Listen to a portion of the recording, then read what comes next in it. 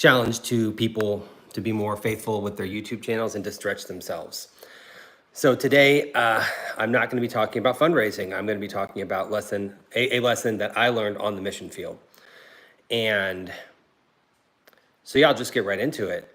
One thing that I thought going into this was I'd read a lot of missionaries newsletters, and you see the pastor, and it seems like a lot of times they're doing well, and they've got all these glowing reviews of how things are going on the mission field. But what you don't see is a lot of the not so great stuff, a lot of the ugly stuff. And so I said missionaries have bad days too. And that's one thing that I didn't realize as much going in to it, is that, we're human. We do service for the Lord, but we don't have some kind of special connection to God that lets us get off scot-free without having a bad life, without having disappointments, things that we had hoped were going to happen that didn't come through. And when that happens, we can experience a lot of sadness, a lot of heartbreak as well. I know in my own personal life, last year, I had helped my oldest son set up to go to college, and he was going to a Christian college, and a couple months in, he actually got kicked out. And that was really rough for me because I had hoped that going from being a missionary kid to being an adult, there would be an intermediate step at a Christian college, a place where he could start to grow and experience life as a man on his own in a good, safe environment. But it didn't happen that way, and that was hard for me. That was really hard for me. And another situation, some missionaries that were on their newsletter.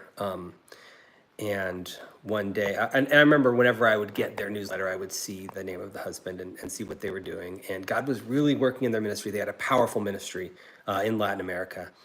And one day my wife came to me and told me that the husband took his own life. And it was shocking, to say the least. They were well financially supported. They were doing a great work for the Lord. But there was something going on in his life, a very sad, a very dark spot and a dark place that he had gotten to, and he took his own life. And that hurt me, because whenever I would see that name of them, of their newsletter, see his name come in, see the things that God was doing, it always encourages me to know that there's other people in the world that are in our boat, in our type of work, and to know that he was gone, even though I had never met him personally, it hurt a lot. And I made a commitment at that point that I would be more intentional to stay in contact with people. And that's the challenge that I would like to give to you. If you know a pastor or a missionary or a Christian leader, do your best to be in contact with them on a regular basis. Encourage them, build them up, support them in whatever way you can. And not only financially, support them emotionally, spiritually even.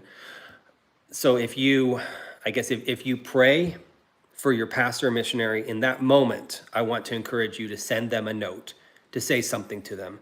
Say, hey, pastor, hey, missionary out in the field that I know, I prayed for you today. And that can be huge. I know personally, when I see somebody say that to me, we prayed for you today, a lot of times they didn't know that I was going through a hard time in that particular moment. But God did. And he knew that they should be praying for me at that particular moment. And when they shared with me that they were praying for me, that's amazing. So that's the challenge I'd like to leave with you guys. If you know a pastor or missionary and you pray for them, say something in that moment, because that could be the encouragement they need. Thanks, and have a wonderful day.